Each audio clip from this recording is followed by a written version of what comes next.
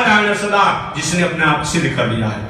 आलोट सर्वशास्त्राणि विचारः च पुनः पुनः इदमेकं सुनिष्पन्नम ध्येयो नारायण सदा, ये बताया गया है। इन्होंने जिन्होंने सिद्ध कर लिया है। सीधम सत्य संप्रदाय, और संप्रदाय भी सत्य होना चाहिए। कहता है कि हम तो ब्रह्म को नहीं मानते हैं, लेकिन हमको मानिए। चल रहा है नया परिणाम। हम ईश्वर को नहीं मानते हैं, हम मंदिर को नहीं मानते हैं, हम मूर्ति को नहीं मानते हैं, हम वेद को नहीं मानते हैं, और अपना शंभु बना हुआ है। ऐसे को भी गुरु नहीं बनाना चाहिए। सीधम सत्य संप्रदाय, स्थिर मनघम, जिसका मन भी स्थिर हो। चंचल मति वाला को गुरु नहीं बनाना चाहिए। स्थिर मनघम श्रोत्रियम, वेद पढ़ा होना चाहिए, और वेद पढ़ करके उदंड नहीं होना चाहिए। वेद का परिशीलन करने वाला गुरु होना चाहिए। सीधम सत्य संप्रदाय, स्थिर मनघम श्रोत्रियम ब्रह्मनिष्ठम। ब्रह्म माने परमात्मा, ब्रह्म माने वेद, ब्रह्म माने ब्राह्मण, ब्रह्म माने सदाचारी, ब्रह्म माने सत्कर्म में निष्ठा करने वाला होना चाहिए। सीधम सत्य संप्रदाय, स्थिर मनघम श्रोत्रियम ब्रह्मनिष्ठम सत्यवाचम, और वाणी उसका जो होना चाहिए समाज के कल्याण के लिए सत्य होना चाहिए। समय नियतया, और अपना पूजा पाठ का उसका समय नियत होना चाहिए। साधु वृत्त्या समेतम, यहां भी आया है साधु वृत्त्या समेतम, साधु वृत्ति से जीवन जीने वाला हो, मन सादगी से जीवन जीने वाला हो। ये अपने आप में गुरु की पहचान बताया गया है। साधु वृत्त्या समेतम, साधु माने क्या होता है जी? जिनको याद करने के बाद, जिनके शब्दों को सुनने के बाद, जिनके वाक्यों को अपने आप में पढ़ने के बाद परमात्मा की याद आने लगे, परमात्मा की याद आने लगे, उसका नाम साधु है। जान लीजिए, जहां जाने के बाद, जिनको याद करने के बाद, उन परमात्मा को हम अपने आप में कदा हमें कांतिक नित्य किंकर प्रहर्ष श्यामी सनाथ जीवितम। हे प्रभु, कब आप अपने लोक में बुलाएंगे? ऐसे हमारे में भावना होने लगे तो आपने सही माने में साधु के पास गए।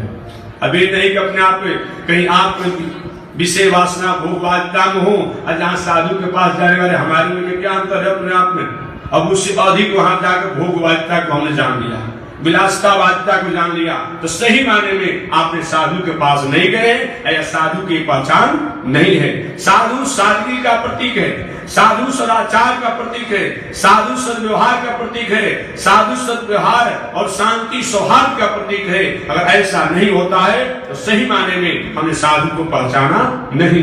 तो गुरु का लक्षण बताया गया है उपनिषद के अनुसार। सीधम सत्य संप्रदाय, स्थिर मनगम श्रोत्रियम ब्रह्मनिष्ठम सत्यवाचम, समय नियतया, समय नियत होना चाहिए। साधु वृत्त्या समेतम, साधु वृत्ति से जीवन जीने वाला होना चाहिए। दंभा, दंभ नहीं होना चाहिए। दंभा जितगुण विषयम, इंद्रियों को जीतने वाला होना चाहिए। और दीर्घ बंधुम दयालु, और पूरे जगत के कल्याण की भावना में जो ओतप्रोत हो, ऐसे को ही गुरु बनाना चाहिए। इस तरह अपने आप बताया गया है। तो बताया गया है कि मैं भक्ति की व्याख्या कर रहा था कि भक्ति क्या है? प्रथम भक्ति संतन के संगा। यही बात मैंने निवेदन करा था कि प्रथम भक्ति संतन के संगा, तो संत माने ही होता है। तो प्रथम भक्ति क्या है? संतों का संग करना चाहिए, जिस संग से हमारी कुवृत्तियों का त्याग हो जाए और सद्वृत्तियों की स्थापना हो जाए, तो सही माने में हमने संग किया, सत्संग किया और संगत किया, ये बताया गया है। तो प्रथम भक्ति संतन के संगा, दूसर भक्ति मम कथा प्रसंग। दूसरा बताया गया भक्ति क्या है? कथा। कथा माने जिन शब्दों को सुन करके हमारे दिल दिमाग मन बुद्धि चित्त की कुठात हमेशा के लिए, कुवृत्तियां हमेशा के लिए समाप्त हो जाए, ऐसे अपने आप में जीवन में उतारना, ऐसे प्रसंगों को सुनना, ये भक्ति बताया गया है।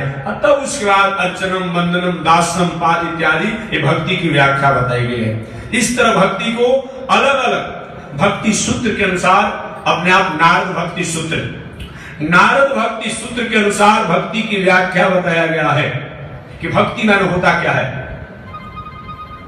बताया गया है कि अगर हम जिसकी भक्ति करते हैं, हमें रोने से अगर उनको अपना हंसी आ रहा हो, तो उनको अपने आप हम रो रो करके और उनको हंसाने का काम करेंगे। इसका नाम क्या है? भक्ति है। अर्थात जिसके प्रति हम भक्ति कर रहे हैं, उनकी अनुकूलता में अपने को अनुकूल मानना, इसका नाम क्या है? भक्ति है। वाल्मीकि रामायण का उदाहरण और भागवत का उदाहरण में 2 उदाहरण आपके सामने दूंगा भक्ति की व्याख्या के बारे में, कि भक्ति का मतलब क्या होता है। भगवान श्री राम चित्रकूट में माता पिता की मर्यादा से आज्ञा को पालन करते हुए निवास कर रहे थे। भरत जी जब ननिहाल से लौट करके आए, तो सबसे पहले भरत जी ने अपने आचार्य गुरुजी वशिष्ठ जी से पूछा, गुरुजी ये बताया जाए, आखिर मेरे भैया दिखाई नहीं पड़ रहे हैं। वशिष्ठ जी ने सारी घटना बता दी। भरत, तुम्हारी माता की कुबुद्धि के कारण तुम्हारे बड़े भैया राम वनवास की यात्रा की। भरत जी इस बात को सुनते ही उद्विग्न हो गए कि मेरे भैया राम को वनवास विदा किया गया। आखिर उन्होंने कौन सा ऐसा अपराध किया कि मेरी माता ने पिता द्वारा अपने आप वरदान लेकर के मेरे भैया को वनवास विदा कर दिया। सारी घटना को जाने वशिष्ठ जी ने कहा कि तुम्हारी माता के पास 2 वरदान दशरथ जी के पास अस्थायी रूप में था। अच्छा, एक बात मैं आपसे जानना चाहूं, कभी कभी लोग प्रश्न करते हैं, क्या कैकेयी ने जो वरदान मांगा वो ठीक था कि गलत था? क्योंकि लोगों को प्रश्न होता है। आप पर इसका क्या विचार है? क्या आपका विचार है? अगर सही माने में कहा जाए तो कैकेयी ने कुछ गलती नहीं किया। गलती इतना ही किया कैकेयी ने कि समय से उचित उपयुक्त समय में अपना वरदान नहीं मांगा। ये जानिए, अब भोजनालय में भोजन करने बैठे हो, अंक गणित या बीज गणित के सूत्र पढ़िएगा, ठीक लगेगा? a² + b² बराबर क्या होता है? a² + 2ab + b²। ये पढ़ाई ठीक लगेगी? नहीं ठीक लगेगा। तो यही काम किया। बाकी कैकेयी ने जो मांगा वो गलत नहीं मांगा। वनवास नहीं मांगना चाहता था, लेकिन राज तिलक मांगना चाहता था। जानिए, वनवास नहीं मांगना चाहता था, लेकिन राज तिलक मांगना चाहता था। आप कहेंगे क्यों? हो सकता है आपके मन में प्रश्न हो, ऐसा क्यों?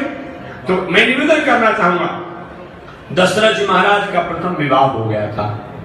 दशरथ जी महाराज का प्रथम विवाह हो गया था, और विवाह होने के बाद अपने आप में कोई संतति नहीं हुआ, तो अपने आप पुनः विवाह किया गया। उसके द्वारा भी अपने आप में संतति नहीं हुआ। कैकेयी का विवाह उस सत्य के अनुसार कैकेयी नरेश ने किया था कि मैं अपनी बेटी का विवाह तभी आपके साथ करूंगा कि मेरी बेटी का बेटा ही जो होगा वही आपके गद्दी पर बैठने का अधिकारी होगा। ये जान लीजिए, क्योंकि कैकेयी नरेश जानते थे कि आपका विवाह हुआ है, तो उनका मेरी इच्छा है मैं अपनी बेटी का विवाह वही करूंगा कि मेरी बेटी का बेटा जो होगा अपने आप में वही राज गद्दी पर बैठने का अधिकारी होगा। इस नियमानुसार तब कैकेयी ने कोई अपराध नहीं किया। कैकेयी ने अपराध नहीं किया, क्योंकि दशरथ महाराज भूल गए थे कि मैंने वचन भी दिया था अपने आप में, लेकिन कैकेयी ने अपराध यह किया कि अपने आप में बताया गया है उसको ठीक है राज तिलक मांग लेती, लेकिन वनवास नहीं मांगना चाहिए था। ये जानिए, भरत जी महाराज ने पूछा, अच्छा ये बताया जाए गुरु जी, मैं हमारी माता ने अपने आप वरदान में क्या मांगा था? बस सीधी सीधी बात है, सारी दुनिया जानती है। कैकेयी ने कहा